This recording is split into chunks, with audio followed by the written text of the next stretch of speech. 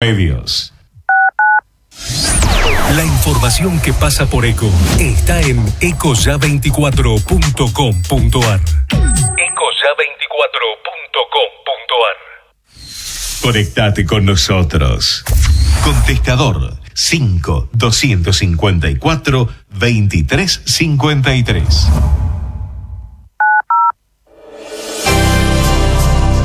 Aquí y Ahora Producciones presenta Hablemos de Salud. 26 años al servicio de la medicina preventiva. Producción y conducción, Ana María Forte. Columnista, el doctor Mariano Favaloro. Locución y presentaciones, Oscar Di Profio.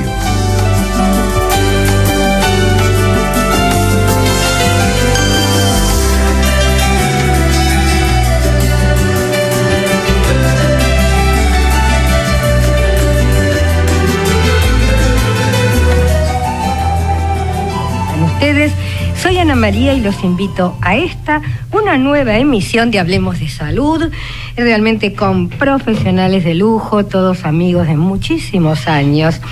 Y les comento que este programa fue armado gracias a sus inquietudes, ¿no es cierto? Así que bueno, espero que sigan llamando porque de esta manera alimentan a nuestro programa. Como siempre vamos a estar con el doctor Mariano Favaloro, nuestra biblioteca de lujo, ¿no es cierto? Él es cirujano cardiovascular y va a hablar acerca de la prevención del infarto, algo tan importante, la prevención. 27 años repitiendo lo mismo, ¿no es cierto? Debemos llegar al hombre sano para que precisamente éste no se enferme. ¿Y cómo? Bueno, con los mejores profesionales del hospital público y de diferentes entidades. También nos visita en el día de hoy el doctor Carlos Bruno, que es odontólogo, fellow del Colegio Internacional de Odontólogos, y nos va a hablar acerca de la prevención en odontología, ¿no es cierto? Está muy de moda, los implantes son maravillosos, pero es más maravilloso conservar nuestra dentadura, y eso tiene que comenzar desde que salga el primer diente, ¿no? Desde que sale el primer diente. Bien, también vamos a estar con el doctor Néstor Pérez Baliño, que es secretario de Salud Comunitaria del Ministerio de Salud de la Nación, y nos va a hablar acerca de la cobertura universal de salud de medicamentos. Bueno, que se habla bastante, ¿no es cierto? Pero de pronto la gente no sabe y tenemos que difundir. Bien, y ya le doy los muy buenos días al doctor Carlos Bruno. Hola Ana, ¿cómo estás? Gracias por invitarme y compartir este lindo momento junto a vos. La verdad que yo digo que Hablemos de Salud no es nada sin ustedes, no sería absolutamente nada. Formamos una gran familia y cuando yo de pronto digo, tenemos un staff de arriba de 500 profesionales y digo, nadie me cree, pero me he quedado, digamos, con un núcleo de excelentes seres humanos y profesionales y todos tenemos, digamos, un mismo eje, ¿no es cierto? La prevención. Si nosotros, mamás, por ejemplo, ¿no? Vamos a empezar con nuestros niños, que es donde tenemos que formar hábitos. ¿A partir de qué edad hay que hacer la primera visita al odontólogo? Ana, mira, la primera visita para odontología debería hacerse desde la aparición de la primer pieza dental, aproximadamente a los 6 meses del nacimiento de nuestros hijos. Ese es el momento ideal para comenzar despacito a que los odontólogos le enseñemos a mamá cómo trabajar con la higiene de nuestro chico. Con una gasita, limpiar ese dientito que salió, tener hábitos saludables en cuanto a la alimentación, que no se vayan a acostar con la boca sucia, digo, sin la higiene adecuada, poder de a poquito empezar a hacer un juego con nuestro hijo y que eso se vaya de a poco instaurando. ¿Por qué? Porque después llegamos a los 4 o 5 años donde ya están todos los dientes temporarios de nuestros hijos y hay caries. Entonces, la prevención comienza desde ese primer momento. Muchas veces Lo llevamos, por supuesto, y sin duda es fundamental, a nuestro pediatra para que estén todas las vacunas al día y todo. Y además de ir al pediatra, también tenemos que visitar al odontopediatra. Vos dijiste algo importante, las caries, ¿no es cierto?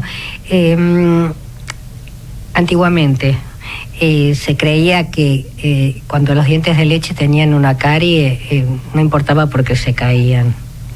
Bueno, eso es un mito que ya hoy en día hay que desterrarlo, ¿no? Por el mero hecho de que las piezas dentarias temporarias cumplen todas las mismas funciones que en el adulto.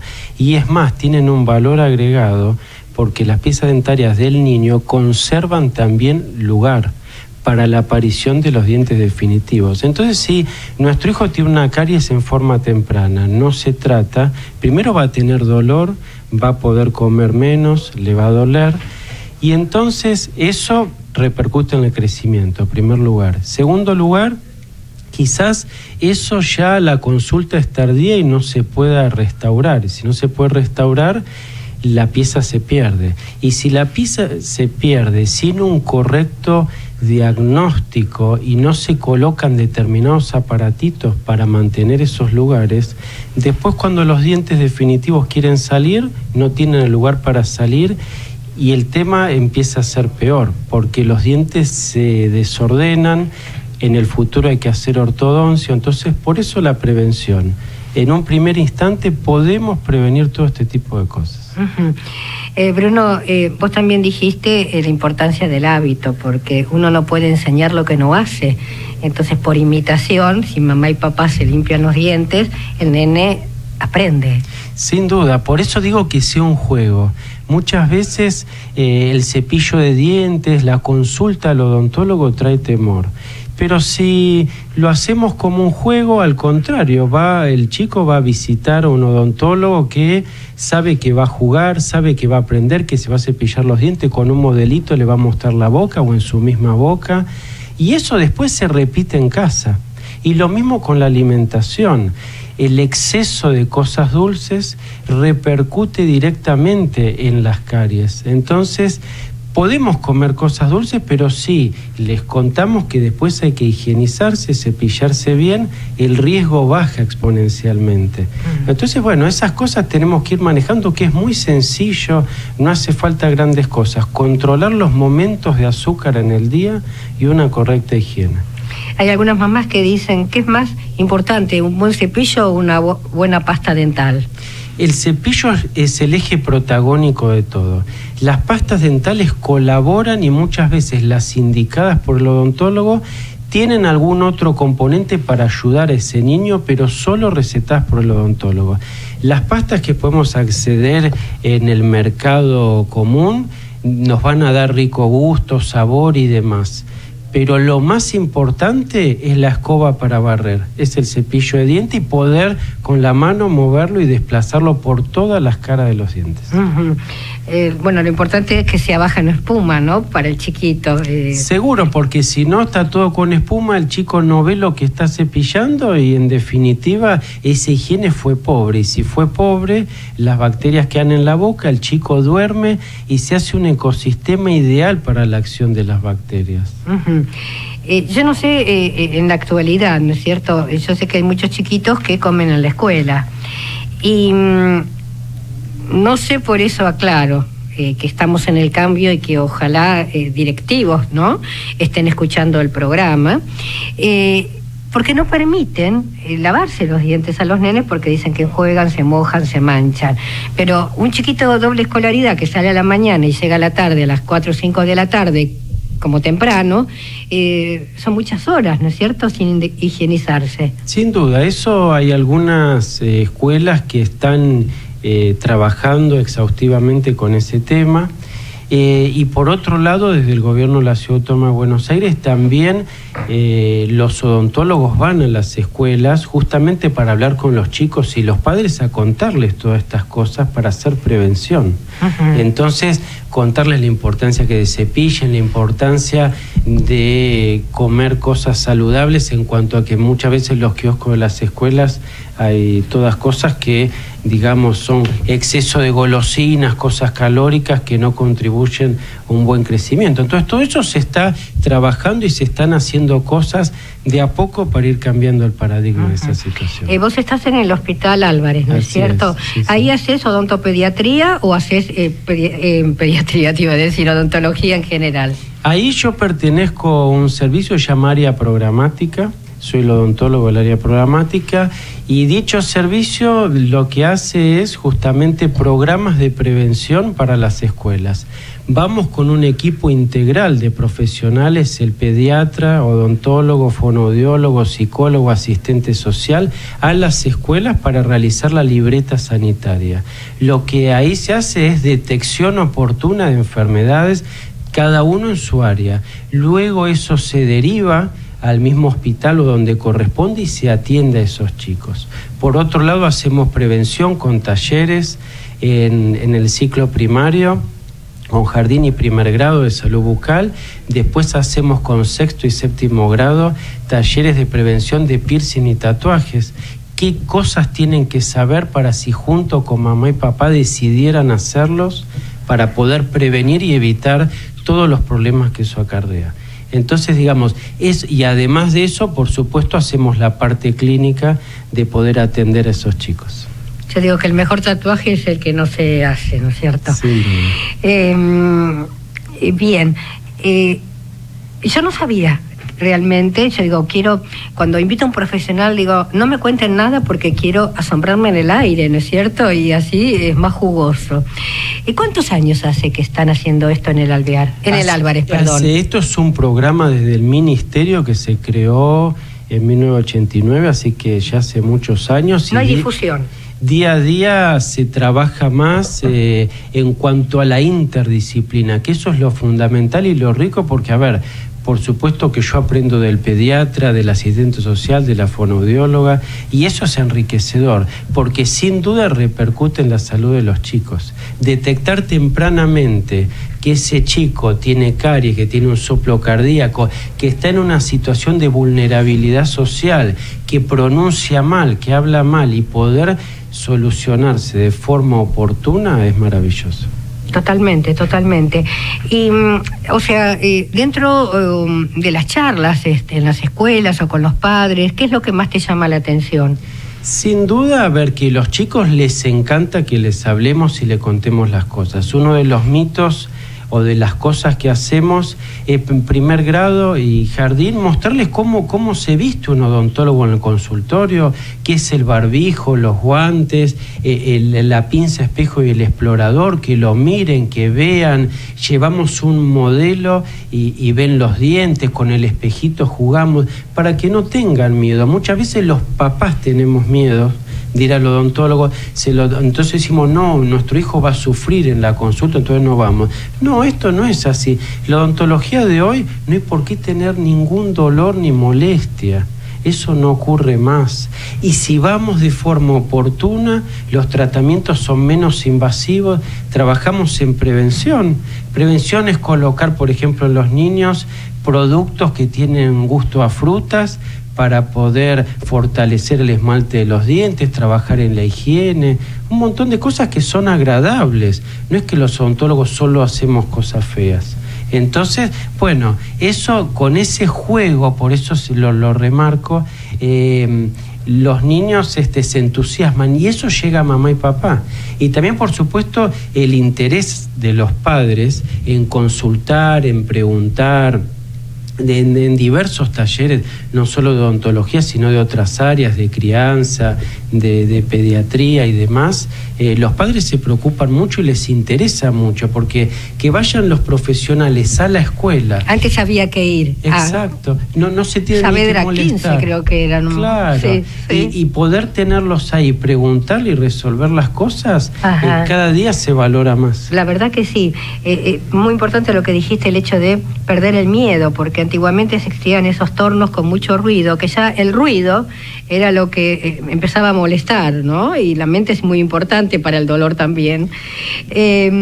Y otra cosa que me pareció bárbaro es los niños educan a los padres. Los niños, ¿cuántos chicos le dicen deja de fumar, papá? Porque ves la televisión y o sea, tendría que haber más a través de lo que se ve, ¿no? Internet, televisión, más consejos útiles, porque es la forma de entrar actualmente desde la niñez a la adolescencia y de ahí a la adultez. Sin duda, y aparte que es el eslabón inicial para que esa persona toda la vida tenga un buen seguimiento odontológico. Porque, a ver, si un chico a los 12 años le sacó una pieza dentaria y quedó traumado por esa situación, después a los 30 no va a volver a ir, a los 40 tampoco. Y no forma hábitos. Y no forma hábitos, y por supuesto que, a ver, la cavidad bucal es la primera parte del aparato digestivo. Los dientes no son solo una cuestión estética, los dientes cumplen una función, la masticación, que el alimento pueda digerirse bien, pasar al esófago, al estómago de la forma que tiene que ser. Si no hay piezas dentarias, esa primera parte, la masticación, no se cumple de forma correcta. Exactamente. ¿No? Y yo siempre digo que, bueno, es la cara, la cara es la presentación, ¿no?, ante la sociedad. Y veo algunos profesionales con la boca tan, o sea, la mala, digamos, ubicación dentaria y las fallas que tiene, que digo, ¿cómo no se dan cuenta? Porque ellos, como son, transmiten, ¿no? Sin duda, sin duda. Bien, vamos a hacer un pequeño cortecito y luego continuamos. Carlos, hasta luego. Señor empresario o profesional de la salud, la difusión de su producto o servicio a través de nuestro programa es el medio más eficaz para acceder al público.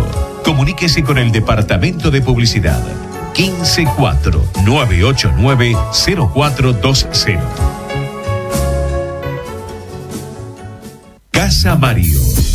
Amplia variedad en artículos de librería, escolar y papelería comercial. Libros de textos, insumos de computación y equipos de oficina. Avenida Juan Bautista Alberdi, 6694, Capital. Teléfono 4-687-3320.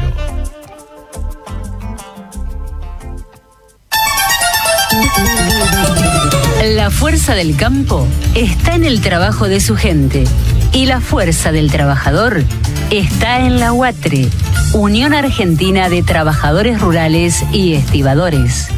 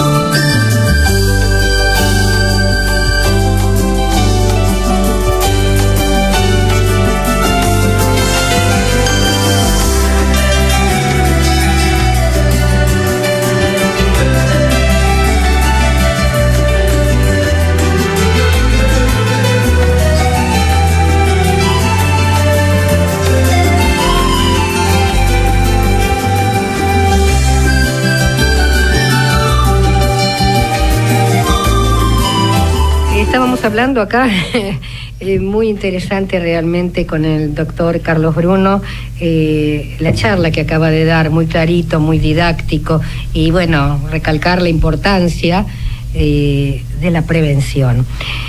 ¿Qué tal, doctor Mariano Favaloro? ¿Cómo estás? ¿Qué tal, Ana? Muy bien. Ya estamos con Mariano Favaloro, nuestro cirujano cardiovascular de lujo, nuestro columnista de lujo. Prevención de infarto. En el día de hoy, bueno, estábamos hablando antes de comenzar el programa, que un día como hoy, del año 1923, nacía el doctor René Favaloro, primo hermano de Mariano, ¿no es cierto? Murió a los 77 años y yo digo que, bueno, fue un asesinato social, realmente fue una pérdida muy grande, y por más que ahora le hagamos monumentos, tiremos papelitos por el aire y todo lo que está haciendo, se está haciendo, que bueno, está bien, es un reconocimiento, ya es un poquito tarde. Hoy tendría 93 años y quizás estaría en nuestro programa, porque yo tuve la suerte de conocer a Mariano Favaloro precisamente 7 días antes de la muerte de René. En forma casual nos encontramos y bueno, estábamos preparando un programa para salir con Mariano y René al aire, hablando de la prevención, de su historia, de su vida, y 4 días antes me habla Teresita Favaloro, la esposa de Mariano Favaloro, para decirme que había fallecido René. Así que bueno, yo digo, me quedé con lo mejor de la familia, que es Mariano Favaloro, y que realmente espero de corazón, ¿no es cierto?, si alguien nos está escuchando, y sé que muchos, pero alguien de los que está ubicado en este momento en salud, que no lloremos a Mariano cuando se vaya, ¿no es cierto?, sino que brindémosle ahora la oportunidad de estar donde él realmente se merece. Si bien está él en prácticas privadas, él tendría que estar como consultor, ¿no es cierto?, en algún área importante de la cardiología de algún ministerio. Perdón que tiene que escuchar Mariano a mi lado todo lo que yo siento, pero lo digo de corazón. Mariano, contame alguna anécdota, como siempre hablamos de René, ¿no es cierto?, cuántas horas trabajaban juntos, cuáles eran sus sueños y los sueños actualmente destruidos y desde que se fue René, porque realmente los que lo siguieron, Mariano se fue de la fundación en el momento de la muerte de René, porque los que lo siguieron realmente hicieron todo lo que no quería hacer René. Despedir al personal, tomándolo. El personal estaba en sus consultorios atendiendo, entraba gente de vigilancia y decía: acompáñeme, doctor, esta es la verdad. De esta forma salieron todos los amigos de René de la Fundación Favaloro. Pido disculpas porque Mariano no fue la fuente de información, pero él lo sabe. Mariano, dicho esto, ¿qué se puede decir de René lindo como para levantar el ánimo? Que nació en La Plata, en un barrio pobre, ¿no? Y eso también le hizo conocer la verdad de la vida. No nació en una cuna de oro, como él mismo siempre repetía. Y bueno, toda su vida la hizo con esfuerzo. El padre era carpintero y la madre hacía costuras, ¿no? Era costurera. Costurera, reparación y bordado. Y con los dos ingresos vivían bien, lograban vivir bien. Y pues formaron una familia con 2 hijos también que salieron muy rectos. El hermano falleció como consecuencia de un accidente automovilístico. ¿Posterior a él? Anterior a él. Anterior a él. Sí. En el año 76. Ajá. Un mes después que fue la revolución tan conocida ahora. Exactamente. Tan recordada. Y bueno, René estudió en medicina ahí, hizo toda la segunda parte de la carrera de medicina se hace en hospitales. En aquella época existía el practicantado, y era un estudiante muy, muy aventajado, y además hacía muchas prácticas ahí. Cuando se recibió de médico, la casualidad dio que le exigieran por razones políticas afiliación partidaria para tener algún puesto en el hospital. Él se negó y tuvo también la coincidencia de que unos familiares que vivían en Jacinto Arauz le avisan que el médico de ahí en La Pampa estaba enfermo y que tenía que venir a Buenos Aires a hacerse tratamientos, por lo que entonces él fue allá a reemplazar a este profesional, que creo que era el único médico ahí en el pueblo, y el profesional empeoró y falleció, y él se quedó 12 años ahí en Jacinto Arauz. Fue una experiencia muy, muy interesante para él, y yo creo que también para muchos otros médicos que tenían que hacer la medicina rural, porque había que hacer de todo las 24 horas del día. Ahí sí que no había guardias, no había horarios, no había nada. La guardia era los 365 días del año, las 24 horas. Así que bueno, hizo una gran experiencia quirúrgica ahí. Venía a La Plata y a Buenos Aires a perfeccionarse en cirugía, hasta que un día dijo, bueno, yo quisiera hacer cirugía torácica. El profesor Mainetti de La Plata le dijo, mira, el centro más avanzado en este momento, sobre todo en Estados Unidos, está en la Cleveland Clinic. Entonces dijo, bueno, me voy a la Cleveland Clinic. Se fue para allá, estuvo desde el año 62 hasta el año 71, 9 años, casi 10 años, allí en Cleveland. Hizo toda la carrera desde residente hasta ser cirujano staff, y desarrolló y estandarizó la técnica del bypass coronario, que después tanto se difundió en el mundo, que lo hizo famoso a él, por supuesto, y que salvó muchas vidas. Y en el año 71 volvió a la Argentina, porque él tenía el repetir ese sueño de la Cleveland Clinic, que lo tomó como modelo, porque realmente era un modelo. Siempre está en la avanzada esa clínica, tiene un manejo muy, muy avanzado en todo sentido, tanto administrativo como médico, y quiso reproducir el mismo modelo acá en la Argentina. Estuvo unos años, hasta el año 90, 91, en el Sanatorio Güemes. Ahí desarrolló y fundó la fundación que lleva su nombre, que se dedicó a la docencia e investigación y la asistencia también, porque él había impuesto que había un cupo de pacientes que se tenían que operar gratis en el Sanatorio Güemes por intermedio de la fundación, y digamos hizo lo que hoy se llamaría un joint venture con el sanatorio, porque dijo, nosotros regalamos todo lo que es la actividad médica profesional, y el sanatorio tenía que regalar la hotelería. Y de esa manera se operaron muchos pacientes en forma totalmente gratuita, hasta que después el Ministerio de Salud se dio cuenta de que esos pacientes tenían que tener una cobertura, y creó un departamento para dar fondos a los pacientes que no tenían cobertura y necesitaban una cirugía cardíaca.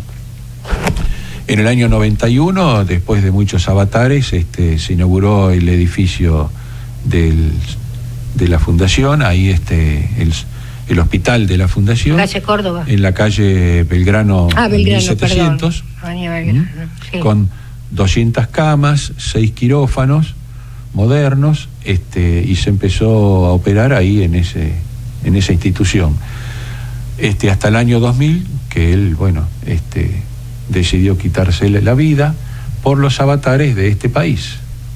Este país, desgraciadamente no puedo dar un mensaje muy optimista, porque siempre se dice que por la radio y públicamente que siempre hay que dar mensajes optimistas, pero creo que cada vez se va profundizando más los males de la Argentina, la corrupción y todo lo que viene detrás de ella y lo que produce la corrupción. No quiero dar más epítetos, pero eso llevó a que no tuviera apoyo en la tarea de atender pacientes en forma gratuita. Atendió pacientes que tenían cobertura, pero después las coberturas decían que no habían dado una autorización para que se atendieran en la fundación, a pesar que tenían la cobertura, pero claro, faltaba un trámite inicial, y bueno, no le reconocían el pago por la prestación que se le había hecho a los pacientes. Se le debía mucha plata de todos lados y mucha de IOMA. De IOMA también, sí, de todos lados. De todos lados, y entonces él, o sea, no quería despedir a su personal, no quería, amaba lo que hacía, nunca jamás luchó por ganar dinero, sino que por el bien del prójimo, ¿no? Claro. Me acuerdo que Tita Merelo estuvo internada con... Bueno, Tita Merelo, con creo él, que fue la sociedad de actores, no me acuerdo qué cobertura tenía, Sí. Dijo, no le pagamos más. Exacto. Y René lo dejó, no sé, como 3 años hasta Sí. que falleció ahí gratis en la fundación. Sí, una pérdida, yo digo, irreparable, ¿no? Ojalá que, yo creo en la Argentina de hoy, que realmente las cosas comiencen a cambiar, pero si no cambiamos nosotros, que somos los que hacemos en el país, y seguimos callando y agachando la cabeza, porque yo digo, ¿qué nos pusieron? ¿Formol? ¿En qué momento empezaron a idiotizarnos para sumergirnos en lo peor durante tantos años? Entonces, lo que no debemos perder es realmente las esperanzas y rescatar lo bueno que pasó en algún momento de tanta historia. Mariano, a ver si, en poquitas palabras, porque se nos escapó el tiempo, nos podés dar un lineamiento de la prevención, ¿no es cierto? ¿Cómo se puede prevenir el infarto, si es que se puede prevenir? Hoy día se puede prevenir con mucho más eficacia que hace unos años. Entonces eso es a lo que yo me quiero referir. O sea, hay lo que se llama una prevención primaria, que es la prevención de la evolución de la enfermedad arteriosclerótica, porque como todos sabemos, el 100% de la población tiene enfermedad arteriosclerótica. Ya a los 25 años, el 100% de la población tiene trazos de infiltrados lipídicos, de grasa, por dentro de la pared de las arterias. Y eso evoluciona. Entonces, la prevención primaria lo que intenta hacer es que la gente lleve una vida saludable y combata los factores de riesgo. Los factores de riesgo que ya conocemos, la obesidad, la diabetes, la hipertensión, todos acompañantes que forman una tríada fatal que va en aumento, desgraciadamente, no solo acá en la Argentina, sino en el mundo. Y prevenir el colesterol elevado, tener actividad física y alimentación saludable. Alimentación saludable quiere decir comer menos grasas, sobre todo grasas animales, comer más verduras, más frutas, y de esa manera evitar el sobrepeso. Vuelvo a repetir, de esa manera, con esa alimentación sana y actividad física continuada, hacemos la prevención primaria. Lo que yo quiero hacer hincapié hoy es que es en un progreso de la medicina que ha ido juntando factores, sumando factores farmacológicos e intervencionistas para prevenir efectivamente el infarto. ¿Qué quiere decir esto? Que hace 40 años el paciente que tenía un infarto prácticamente no había mucha medicación para hacerle, el que tenía un infarto complicado y que persistía con dolor de pecho y que, digamos, no andaba bien con ese infarto, después entonces empezaba a estudiárselo un poquito más. Y algunos llegaron a las primeras cirugías coronarias y llegaron las primeras medicaciones para tratar las arritmias que lo podían acompañar y eso.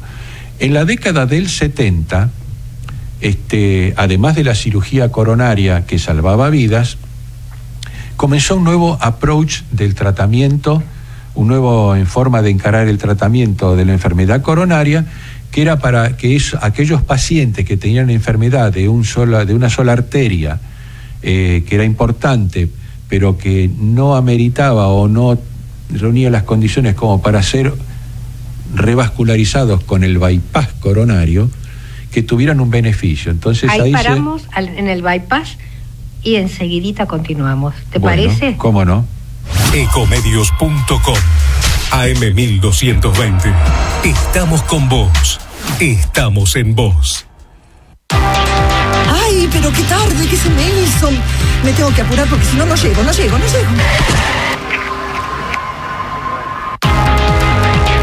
¿Pero seguro? ¿Qué problema? Bueno, vamos a encontrar una solución. Bancame ahí que en 2 minutos estoy con vos.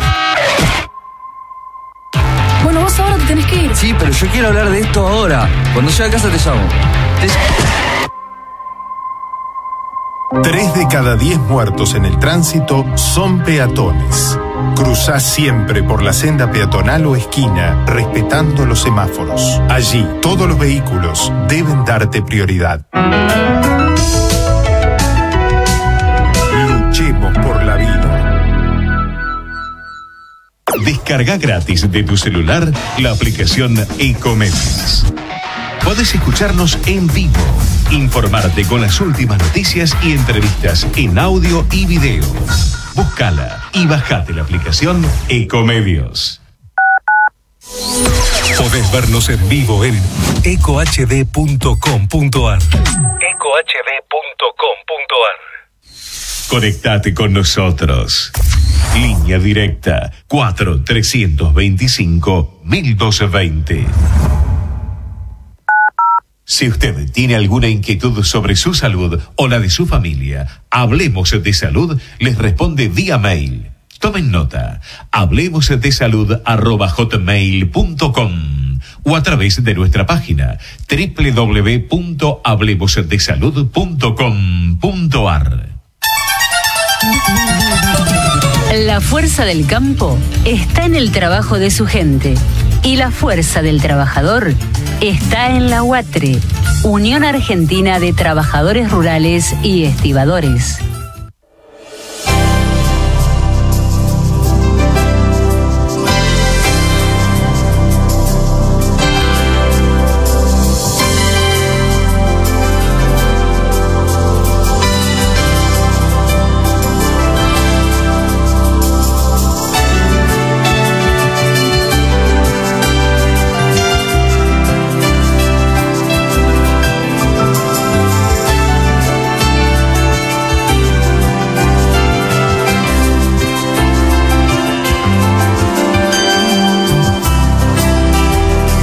Continuamos con Hablemos de Salud, realmente muy didáctico como siempre el doctor, y nos estaba contando acerca, sabemos que trascendió al mundo por el bypass.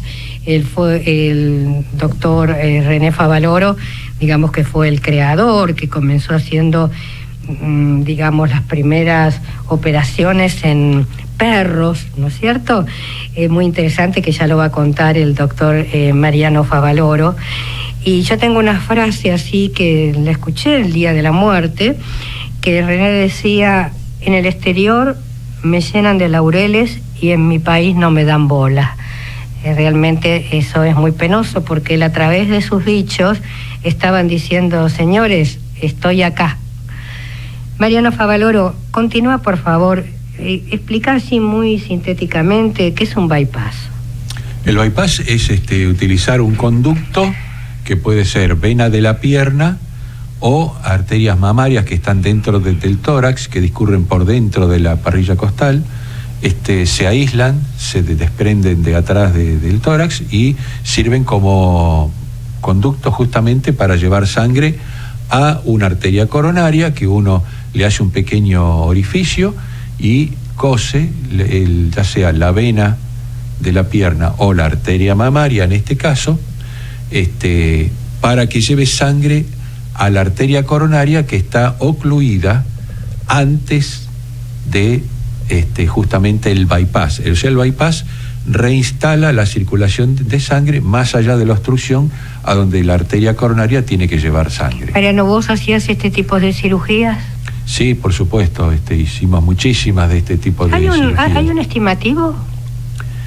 Sí, más o menos unas 8.000 cirugías. Los cirujanos... Así alegremente lo decís, sí. 8.000 es una barbaridad. Sí. Es una barbaridad. Pasa que son 8.000 cirugías, pero después yo estaba a cargo del año 75 hasta el 2001 de todo el implante de las prótesis eléctricas, así que ahí tengo también como 7.000 implantes de prótesis eléctricas y cirugías de reparaciones, porque éramos un centro de derivación de las complicaciones que había sobre estos implantes. sobre todo cuando aparecieron los implantes más complejos, que son los desfibriladores automáticos, o sea que eso que la gente ve a veces por la televisión, que le dan un choque eléctrico al paciente, bueno, todo eso se hizo chiquitito y ahora se le implanta al paciente todo dentro del cuerpo, y el aparato le da ese choque eléctrico en forma automática cuando lo necesita, y hace, sobre todo cuando hace una arritmia mortal.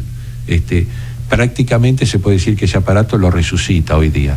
Y además, para los corazones que están fallando, hay un nuevo implante también que se llaman resincronizadores, o sea, como la contracción del músculo cardíaco está alterada, con estos aparatos implantando varios cables, se vuelve a hacer que el corazón se contraiga mucho más efectivamente. Por eso se llaman resincronizadores de la actividad cardíaca. Y bueno, y todo eso cada vez complejiza más estos implantes.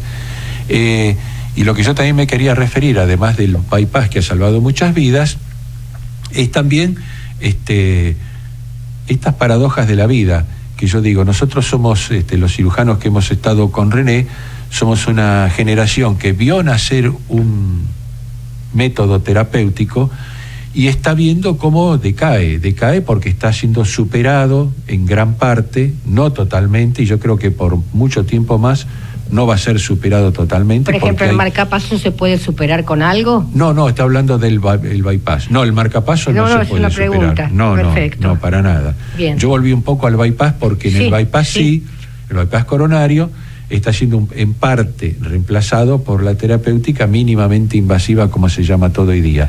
Y esos son los avances en los tratamientos que ha habido del infarto, y por eso digo la prevención del infarto. Porque hoy día, cuando se detecta un paciente que tiene un infarto en curso, o sea, mejor si es antes de las 2 horas, bien si es antes de las 4 horas, y no tan bien si es después de las 6 horas de comenzado el infarto, porque ahí se va perdiendo ya oportunidades de salvar el músculo cardíaco, el músculo del corazón, por falta de sangre. Se va instaurando el infarto, digamos. Entonces, si uno lo toma al paciente, concurre a un centro sanitario o consulta y hace el diagnóstico de infarto en curso, hay muchas terapéuticas modernas. Tenemos que referirnos... Perdón que te pare acá. Sí. ¿Cómo nosotros podemos detectar que lo que nos está ocurriendo no es un problema gástrico, sino que es un problema de corazón? Primero, porque tiene dolor el paciente, es lo que se llama una tríada. Tiene dolor de pecho, que es bastante típico, es decir, es en el medio del esternón, es un dolor opresivo y muy angustiante. Los pacientes tienen una forma de detectarlo que los angustia mentalmente. Por eso es muy diferente a todo otro tipo de dolor. Pregunto. Si bien no es el único tipo, la única presentación, porque hay dolores que no son típicos, a veces duele la mandíbula, duele la parte alta del abdomen, duele un brazo, duele una muñeca, y eso puede ser un infarto también. Pregunto. Yo tengo una persona, un familiar. Un familiar que sufre, en un principio se pensó que podía llegar a ser un infarto, pero puede ser de contracciones de esófago. Ah, claro. ¿Está? Eso se llama así. Que dicen que es un dolor como un cuchillo que te clavan en el pecho y quedas quebrado. Eso se llama acalasia o cardioespasmo, también se llama. Y a veces da un dolor en el tórax, sobre todo en el pecho, también en la cara anterior del pecho.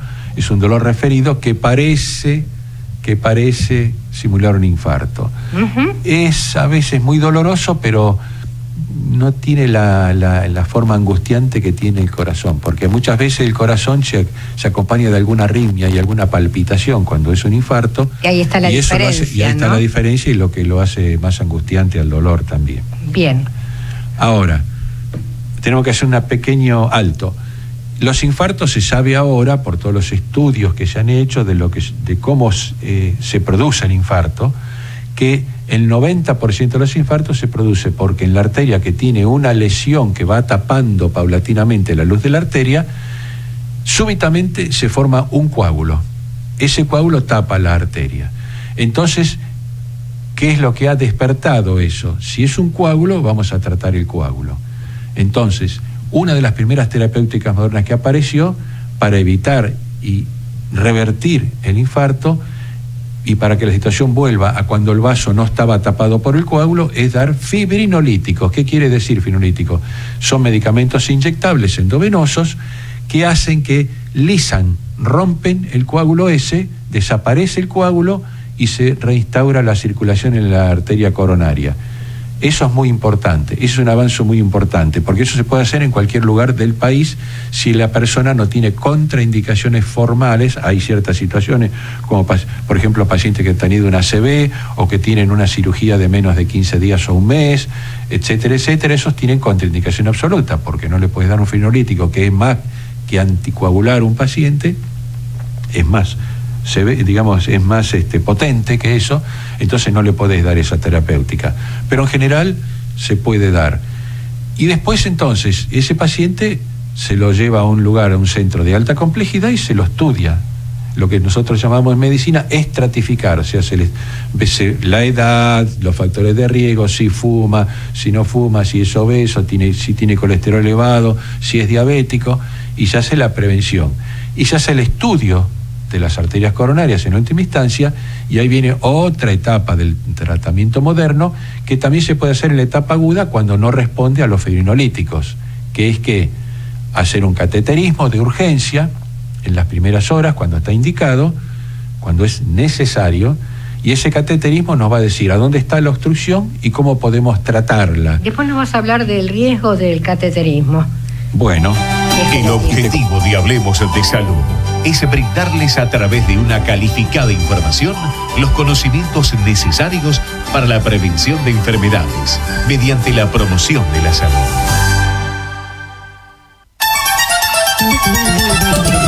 La fuerza del campo está en el trabajo de su gente y la fuerza del trabajador está en la UATRE, Unión Argentina de Trabajadores Rurales y Estibadores.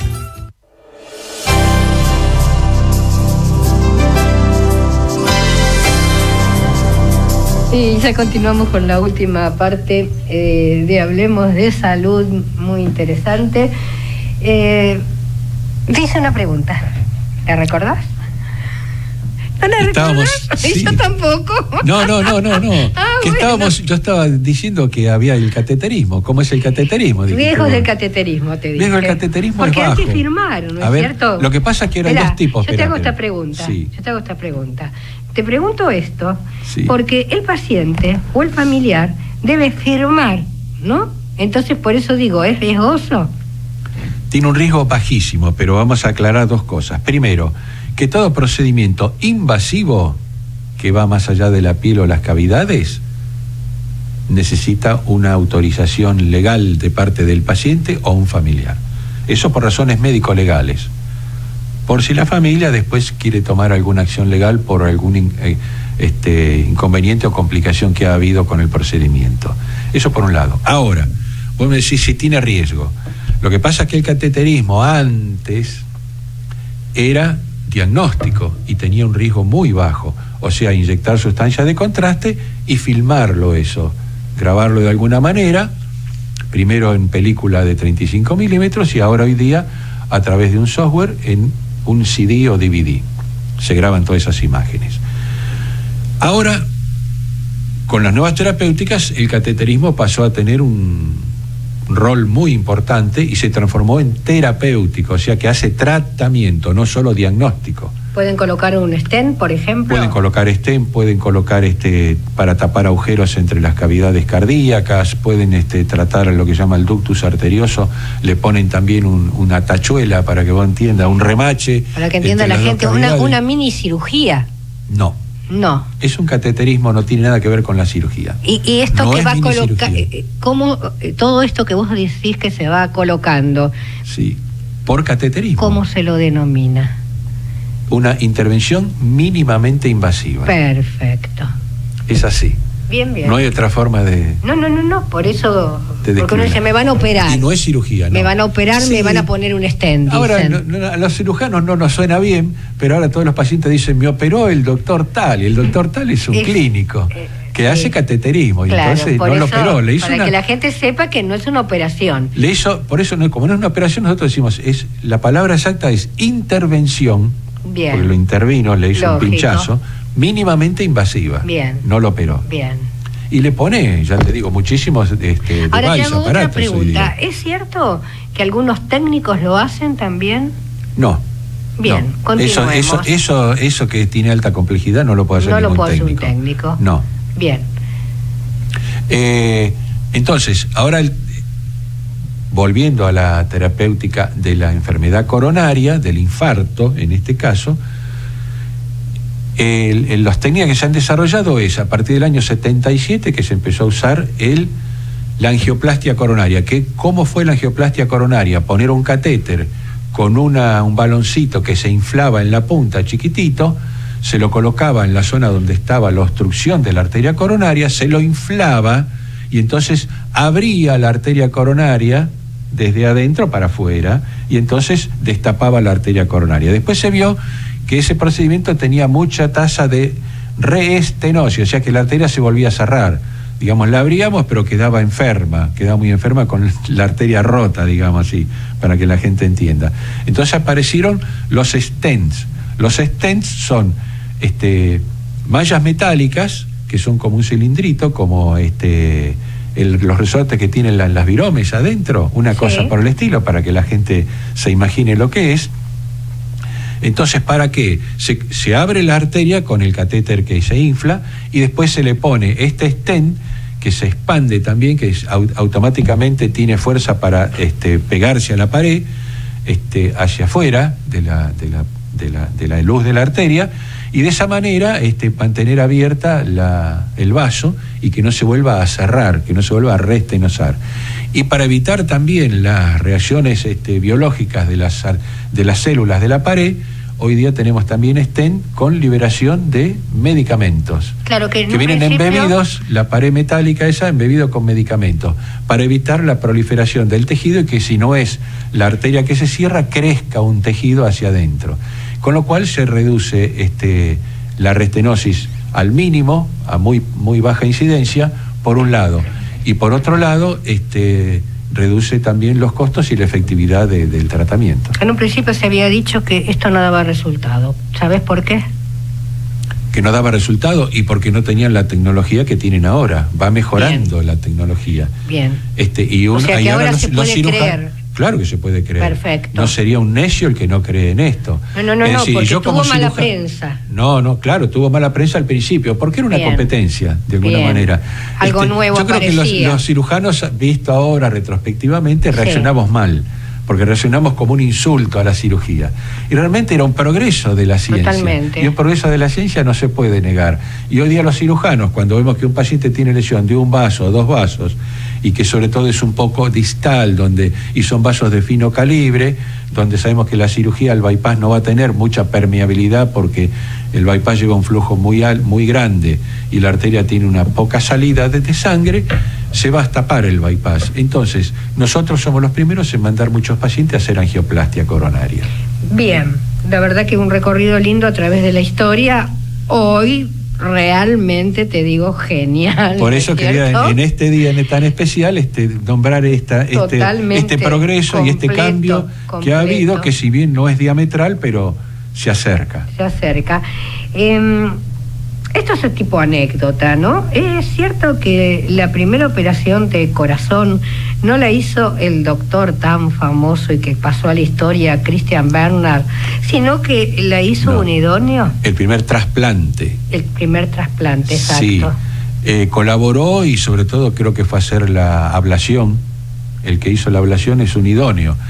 Un negro que después hacía los trasplantes. Aprendió ahí en Groote en Sudáfrica. Tanto es así que la institución lo quiso reconocer y a los quirófanos donde se hicieron el primer trasplante de corazón lleva el nombre de él no solo el de Barnard. No se puede decir que hacía mala praxis. No, claro, es un país con otras leyes. No se puede decir. Pero no nos olvidemos que en ese momento estaba el apartheid todavía, allá en Sudáfrica. No sé lo que quiere decir. El apartheid, los negros que están en otro lado. Ah, perfecto. No, pensé que estabas hablando algo de medicina. No, entonces digo, nunca lo escuché. No, por eso no había mala praxis. Exacto. Por eso no había mala praxis. No había mala praxis. Bien. Mariano, me quedaría ahora charlando con vos, si lo sabés, pero bueno, más que jugoso todo lo que nos contaste. Y lo que falta. Carlos Bruno, ¿qué mensaje le podemos decir, a la mamá o al paciente, ¿no es cierto?, que está con un problema odontológico y dice de hoy para mañana porque tiene miedo? No, el miedo hay que erradicarlo, como dijimos, las cosas también en odontología hay un montón de procedimientos mínimamente invasivos. Podemos prevenir muchísimas cosas con la consulta oportuna al odontólogo. La prevención, los ejes centrales, la higiene siempre después de cada comida, reducir la cantidad de momentos de azúcar en el día y vuelvo a reiterar, cada 6 meses ir al odontólogo, porque prevención hacemos en todas las etapas de la vida, desde la mamá embarazada, el niño que nace, el adolescente, el adulto y el adulto mayor, siempre hay para hacer prevención. Bien, el doctor Pérez Baliño lamentablemente, nos habló que está atendiendo a un paciente que no pudo dejar realmente si no hubiese estado acá presente, pero vamos a tratar de que en un próximo programa pueda venir a contarnos de esto que había anunciado, ¿no es cierto?, que es la cobertura universal en salud, que nos va a interesar a todos porque habla de la medicación, del acceso a los medicamentos, ¿no es cierto?, que sabemos que están tan pero tan caros, y que este país es el país que tiene los medicamentos más caros del mundo.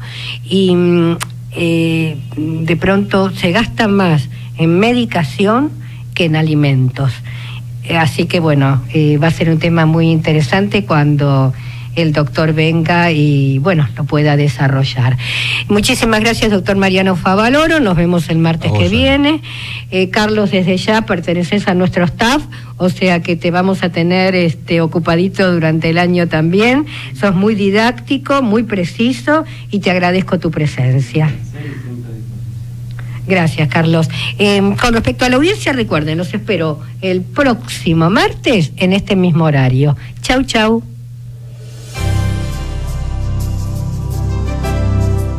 Desde el año 2010 a la fecha, la señora Ana María Forte fue distinguida con una mención especial en el premio Dr. Héctor Berger por su labor televisiva, otorgada por la AMA y SAPEM. Desde el año 2006 al 2013 recibió los siguientes premios: Gaviota de Oro de nivel nacional, Mejor Programa de Salud, Cultura General, Conducción Periodística Femenina, Solidario, Comunitario, premio a la trayectoria de la señora Ana María Forte, Mejor Producción General, Locución Masculina y Programa de Servicios. La señora Ana María Forte ha sido declarada ganadora del premio Beringer Ingelheim 2015 a la innovación en periodismo científico, tema cáncer de pulmón en la categoría radio. Este programa fue realizado por un grupo de profesionales que creen en una diferente calidad de vida. Fue una realización de Aquí y Ahora Producciones.